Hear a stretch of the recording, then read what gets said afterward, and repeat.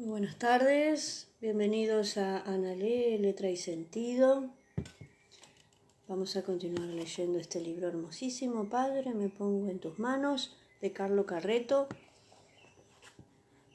Primero me tomo un mate y estaba pensando en que quizá esta lectura no tenga música y vamos a escucharla simplemente así, ¿no? Con el canto de los pájaros.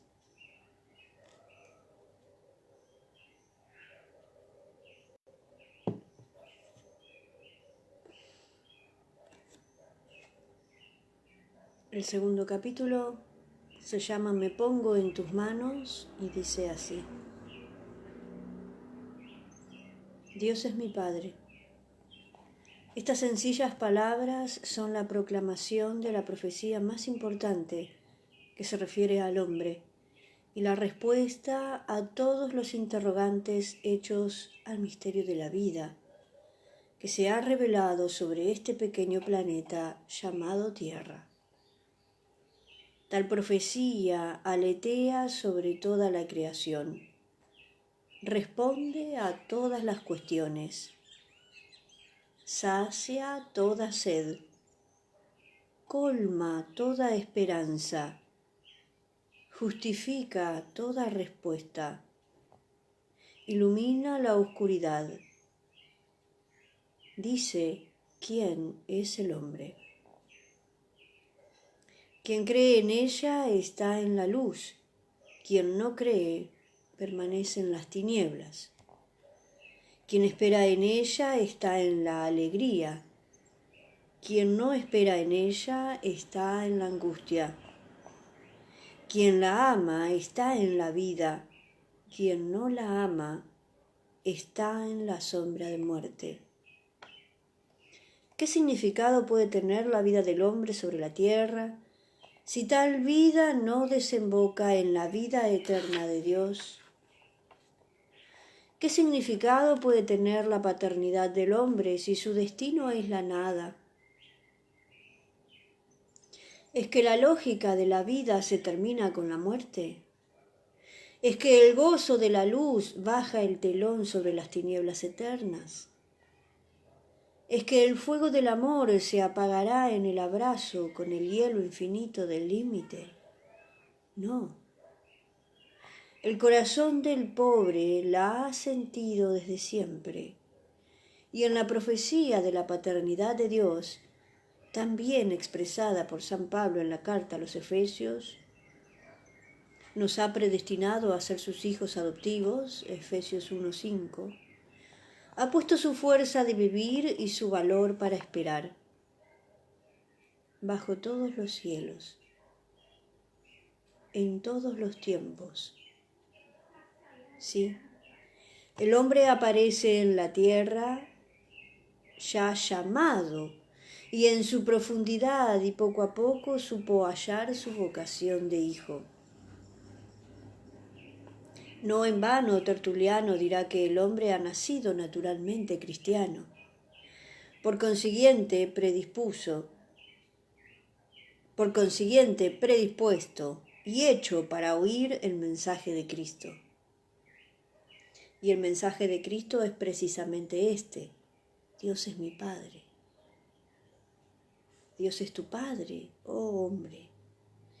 Dios no ha hecho otra cosa que testimoniar con la autoridad de quien viene de lo alto, de quien sabe, una verdad ya realizada, proclamando un absoluto ya decretado por el amor del Padre y desvelando un misterio escondido desde los siglos en Dios. Pero tal absoluto ya estaba en el corazón del hombre, y tal misterio bajo su raíz. Yo lo he descifrado bajo el hilo lógico de las esperanzas de los pobres y de los últimos. Lo he advertido en la paciencia y en el modo de vivir el silencio de los indios en las orillas del Ganges.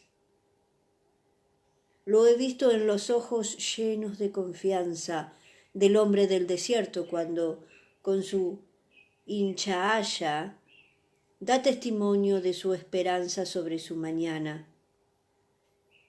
tan incierto de criatura débil.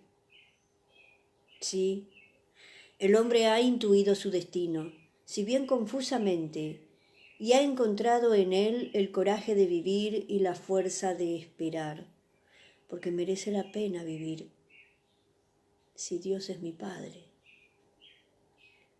porque sé esperar, si es Él quien me sale al encuentro. Sí, si Dios es mi Padre, puedo estar tranquilo y vivir en paz. Estoy seguro por lo que respecta a la vida y a la muerte, al tiempo y a la eternidad. ¿Y qué clase de seguridad es la mía?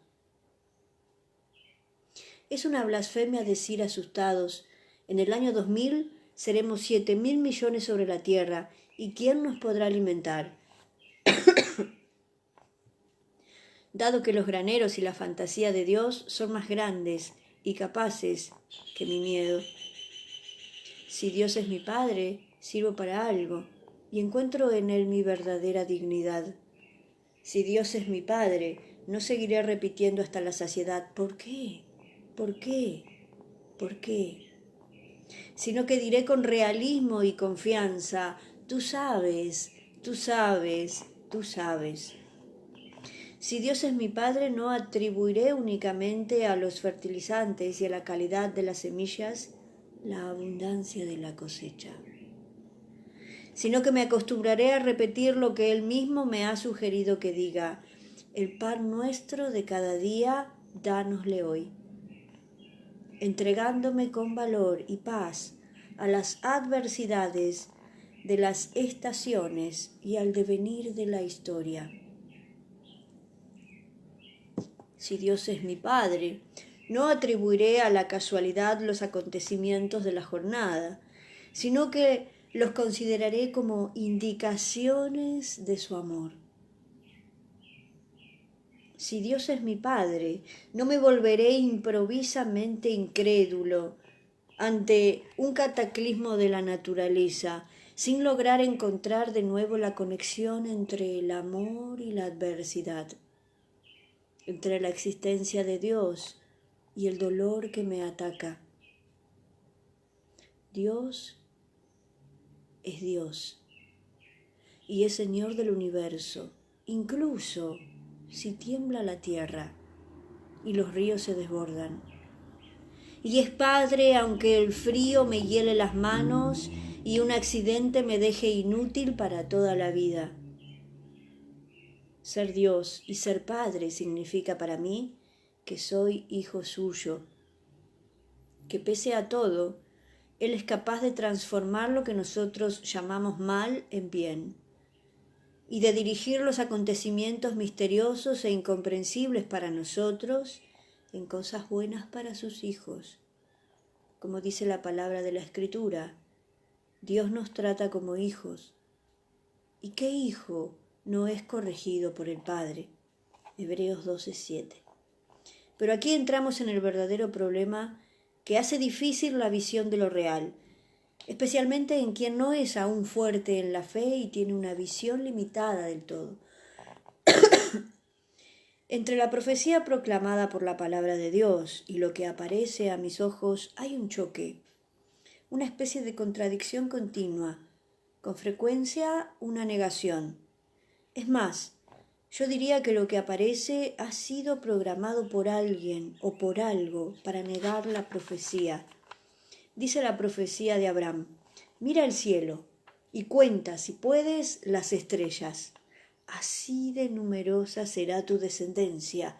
Génesis 15:5. Responde la realidad visible. ¿Cómo será eso posible? Tienes 100 años y el vientre de tu mujer Sara es estéril y marchito por el tiempo. Dice Jesús sobre el pan y el vino: esto es mi cuerpo, esta es mi sangre. Responde la razón de quien escucha: ¿cómo es esto posible? Duras son estas palabras. Juan 6:60. Proclama Jesús hablando de sí y de su inminente destino. Después de 3 días resucitaré. Juan 2:19. Replica Tomás cuando se entera de la noticia de que han visto al resucitado. Si no meto mi mano en sus heridas, no creeré. Juan 20:25.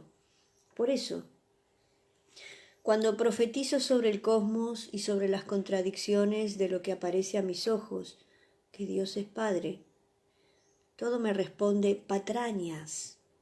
¿Cómo es eso posible? Mira las injusticias, mira a quien pasa hambre, mira qué infierno se ha vuelto la vida humana. ¿Cómo es posible que Dios sea Padre? Mi niño ha muerto. ¿Cómo es posible que Dios sea Padre? Un coche me ha atropellado y me ha arruinado la existencia. ¿Por qué no ha intervenido Él? He trabajado toda la vida para construirme una casa y vivir en paz. Un incendio me la ha destruido. ¿Por qué no me ha ayudado? Era feliz con mi mujer y mis hijos, pequeños. Empezaba a marchar bien después de tantos sacrificios. Ahora me encuentro con la leucemia destruyéndome poco a poco. ¿Cómo puedes decirme que Dios es Padre? Sí, no es fácil responder a estas contradicciones. No es fácil creer en la profecía que sale de la palabra de Dios. Más aún, no me cansaré de repetir que lo que más me ha costado en la vida ha sido creer. Y pienso que también os habrá ocurrido a vosotros. Creer no pertenece a una dimensión de la naturaleza, es ya una dimensión divina en nosotros. No es con la razón como podré afirmar la presencia de Cristo en la Eucaristía o su resurrección de entre los muertos, es con la fe. Y la fe es una virtud teologal puesta por Dios en nosotros, como ha querido y cuando ha querido. Sé que la realidad visible contradice la realidad invisible. Sé que los acontecimientos terrenos son incomprensibles y chocan de continuo con la visión escatológica del reino. Pero sé, igualmente, y lo he experimentado 1000 veces, que cuando creo y afirmo con todas mis fuerzas que la palabra de Dios es eterna y que la profecía se cumplirá, trastorno lo real, supero mi peso de gravedad, entro en una órbita de luz, vivo una realidad divina, realizo el reino en mí, venzo el mundo que me rodea y trata de asfixiarme. Cuando creo, no soy un simple hombre, soy hijo de Dios. Y soy hijo de un Dios que es el Señor del universo y que gobierna un reino que recluta a sus ciudadanos sobre la tierra, pero que después de haberlos reclutado, los conduce hacia otra misteriosa realidad, que no es de aquí abajo. En efecto, él dijo con firmeza a quien le preguntaba si era rey: mi reino no es de este mundo. Juan 18:36. Esta verdad cuesta recordarla. Lo visible nos hace continuamente olvidadizos de lo invisible. Este mundo nos condiciona de tal modo que tenemos dificultad para pensar que exista otro. Y nos sorprende de continuo, pero aún nos escandalizamos. Si muere un niño, interrogamos a lo invisible con un doloroso ¿por qué? Si después de habernos construido la casa, formado una familia, vivido con hijos e hijas, nos quedamos solos en la vejez, asistiendo al desmoronamiento de nuestro pasado, seguimos sorprendiéndonos y agarrándonos desesperadamente a las ruinas.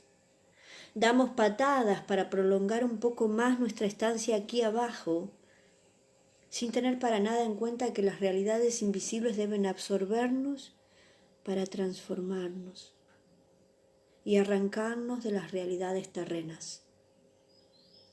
La tierra no es un fin de sí misma.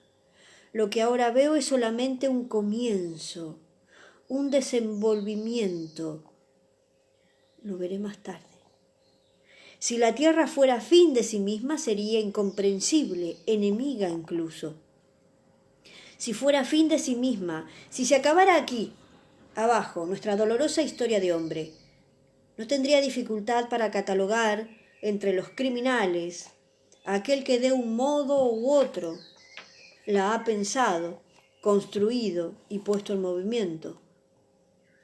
¿Os sorprendéis por un accidente de carretera que rompe las articulaciones de alguien o desfigura el rostro de una joven? Entrad en un manicomio y veréis que casi todo no es más que un accidente de carretera, donde se multiplica hasta lo infinito la incomprensible deformación del hombre. ¿Os escandalizáis si un régimen militar tortura algunas noches a un guerrillero sorprendido en el monte? Entonces, ¿por qué no escandalizarse de las atroces torturas que la naturaleza lleva a cabo en los que mueren de cáncer durante meses y años? No hay razón alguna que pueda justificar que la tierra es fin de sí misma, que la creación se reduce a nuestro tremendo vivir humano. Ninguna lógica puede explicarme el motivo por el que yo, sin haber querido, me he encontrado en este inmenso embrollo de la historia, viviendo una realidad que, como dice el Salmo, es trabajo y dolor. Salmo 89, 10. Todo lo que me rodea es terriblemente incompleto, incomprensible, provisional, doloroso y arbitrario, hasta el punto de que si no lo considerase como parte de un todo, un primer tiempo que verá otros tiempos, un comienzo que dará explicación de sí en un desenvolvimiento que todavía debe venir más allá de lo que veo.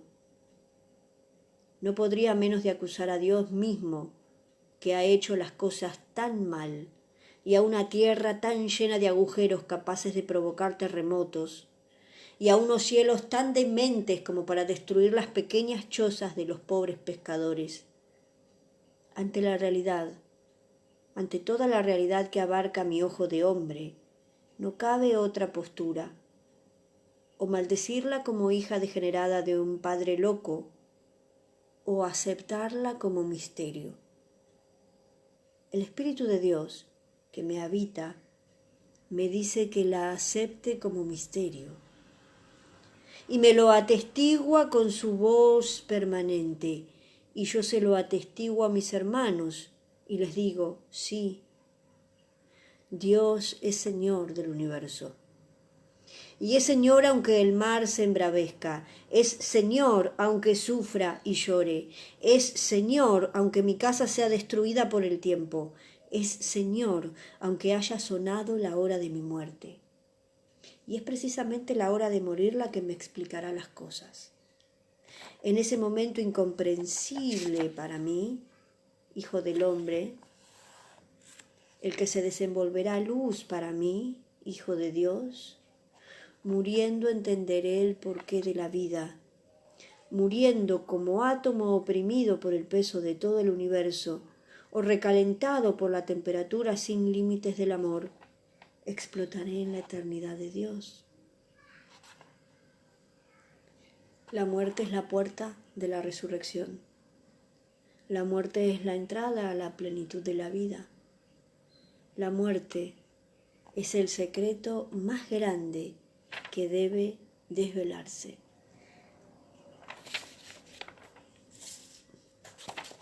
Dejamos por aquí.